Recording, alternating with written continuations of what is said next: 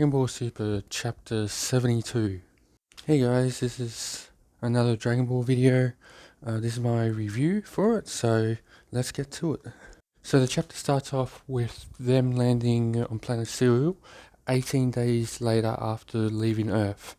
Maki tells Vegeta and Goku that the bad guy's living, or Granola is living on those mountains, and that Maki and Oil will stay with the ship. Goku and Vegeta fly off, and Maki tells Oil to go spy on their battle, so they can run a play-by-play for Elect and Gas. But also, Maki got word that Elect and Gas are going to arrive on planet Cereal. Now we actually get dialogue from Elect and Gas saying that they have been there before, and with Elect it's been like 40 years, probably the same with Gas, and Gas was a lot different when they were last there because it wasn't good memories for him. So yeah. Now I would actually want to know what happened with Gas, but I'm sure we will find out, but later on. But we'll see what happens between the fight with Granola and Goku and Vegeta. Goku and Vegeta are flying over the cities, and they notice that some cities have been attacked and some cities have not been touched. But we know that the Saiyans have attacked their planet, and new people have taken over the planet since then. Anyway, Goku senses something, and all you see is just blasts coming everywhere, and they're having a pretty hard time dodging them. And that's saying something for Granola. Now this is interesting. Goku is trying to dodge in his normal form using a variance of Ultra Instinct, because he's trying to put that, well, I'll say technique into his other forms. While Vegeta had to transform into either Super Saiyan or Super Saiyan Blue, I believe it's Super Saiyan Blue, but to dodge those blasts. Now Goku notices that the blasts are coming from the ground, and Vegeta realizes that Granola is moving faster than they can, and that's saying something for Granola's power, but even though he did wish to be the strongest in the universe. Now Goku hasn't really perfected this Ultra Instinct, well, I'm going to call it technique, because he ends up getting hit in the back, and I noticed that Vegeta actually says that he's hit a vital point, and anyway, he ends up giving Goku a sensor beam. Now, with the sensor beams, they only brought 2, so I think that's going to play out through the match with Granola. Now, Vegeta actually gives some pretty good advice here to Goku. He tells him not to use the Ultra Instinct technique because he hasn't actually mastered it yet. So Goku really has a long way to go with his training. Now Goku actually transforms into either Super Saiyan or Super Saiyan Blue, and they're actually trying to sense Granola, and Goku actually senses Granola and fires a blast at him. And Granola actually moves so quick that he ends up behind Goku and Vegeta without them knowing. Now Goku and Vegeta are actually shocked that they could get behind him so fast, and actually thought it was a technique, but Granola actually says, "Oh, I've got no name for that technique." And then he goes on to introduce himself and say that he is a cereal, while Goku and Vegeta has actually never heard of him, as expected, but Granola says, "I've heard of your kind, Saints." And Granola actually makes a surprise observation saying that there really are survivors, and I don't think he's shocked about this, but yeah. And Vegeta is asking why he has a grudge against the Saiyans, but Granola actually won't tell him, and then he just blasts the ground or the region that they're in, and everyone is shocked by this. Now Goku is wondering whether he could use their techniques, but Vegeta doesn't believe so. But also Granola is actually surprised that Goku and Vegeta actually dodged that, and he realized that they're stronger than he thought. Now Goku actually wants to team up with Vegeta to take Granola down, but Vegeta isn't really in the mood for that. Now this is interesting, it's really big character development for Vegeta. Vegeta actually tells Goku to fight first. Now I see what he's doing here. He wants to fight him with knowing what he can do first. But he also tells Goku that he has to pay him back for getting hit in the back. So this is really good character development for Vegeta. But from the beginning of Z right up until now, Vegeta has changed the most out of every single character. And this is why Vegeta is my favourite character. Now Granola actually tells them to actually get down to face him, unless they want to get blasted again, but Goku actually goes down and actually faces him alone, and Granola is actually shocked by this, but he knew that they were idiots, or from a tribe of idiots. Now Oil is like, you're really not gonna fight him together, like saying, come on, why can't you just fight him together? Now Vegeta has observed that Granola isn't a typical villain, and he's right. Granola just wants payback or revenge, and he's driven by it, which is why the Heaters are using it.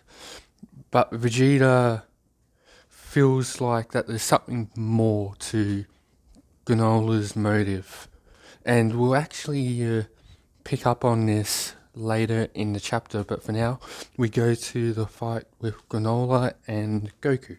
Now Granola actually tells Goku to transform into his great ape form. Now Goku is actually surprised that he actually knows about that form, but yet he actually tells Granola that they can't transform into it anymore, and then he transforms into Super Saiyan God. Now, Granola is actually surprised that he could actually transform, because he actually said first now gold, now red. And Goku actually explains that he has all these transformations up his sleeve that he's actually done from years of training. Now Goku actually tells Granola the name of his transformation, and that's Super Saiyan God. Granola is surprised, and he actually says God, bold claim, a name at odds with your savage nature. And Goku's like, yeah. Then Granola actually attacks Goku, and Goku is actually having a real hard time dodging his attacks, which then Goku actually uses the Ultra Instinct technique in the Super Saiyan God form to actually dodge. And Vegeta actually says that the more he transforms, the better that technique becomes, or the more accurate. And Vegeta is actually surprised about this. Now Granola actually jumps up and sends blasts raining down on Goku. And Goku is just dodging them with his Ultra Instinct technique. And as he finishes the blast, he comes down and hits Goku in the stomach. And Goku actually did not expect that. He actually said he slipped. But then something happens. He feels something and he just goes crashing down to the ground.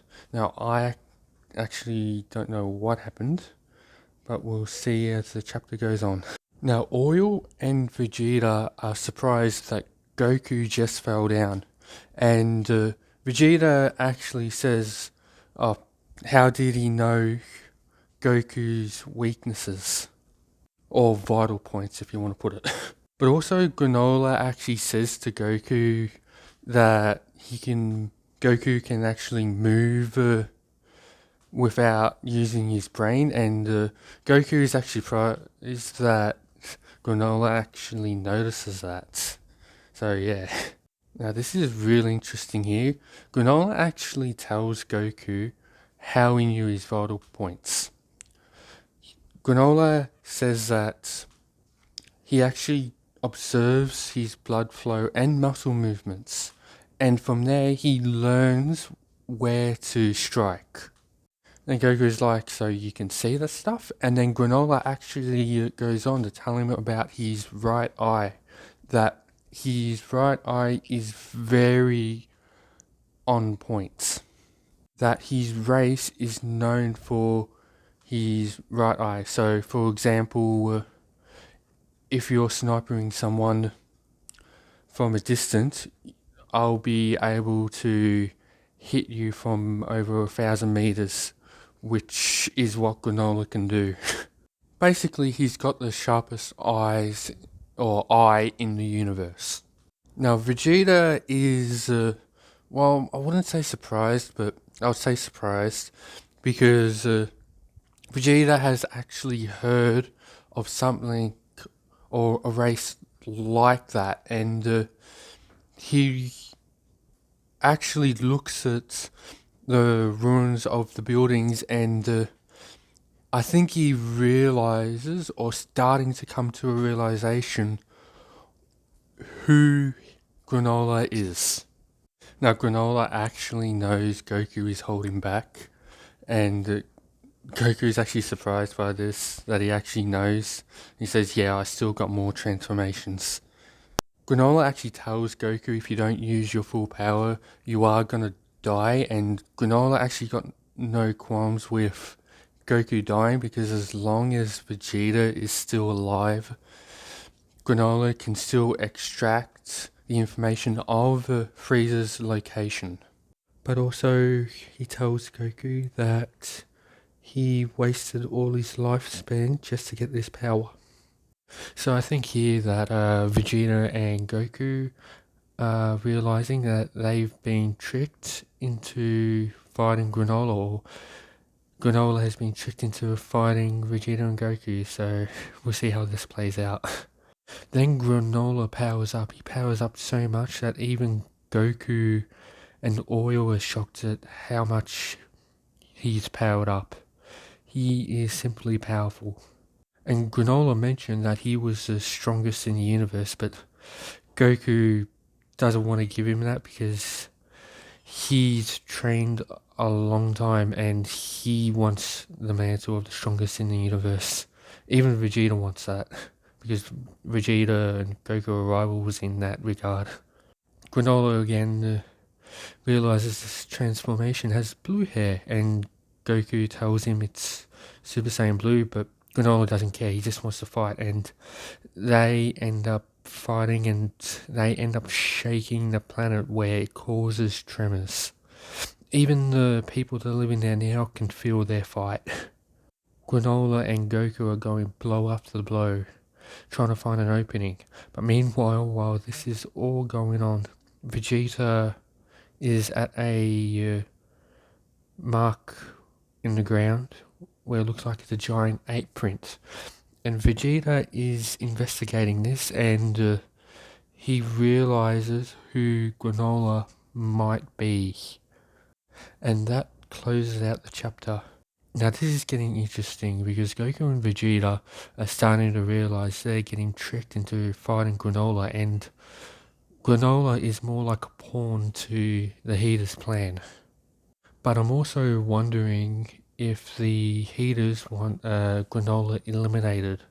But it seems like Goku and Vegeta are starting to catch on with what Granola's really trying to do, and that he's not really a bad guy, and I want to see how this plays out, and this is really starting to get good and interesting. Oh man. And this reminds me of the baby arc in Dragon Ball GT where he just wanted to take revenge on the Saints, but the only difference here is that Frieza is involved, and Frieza will have to come in at some point. And another thing, I want to see how Goku and Vegeta gonna convince Granola that they're not working with Frieza, or if Granola just wants to kill him just to get revenge and go after Frieza. I want to see all this stuff play out, or at least see where the story goes. So anyway, I will see you guys in the next video. Please like and subscribe and press notifications, and I'll see you all next time. Bye.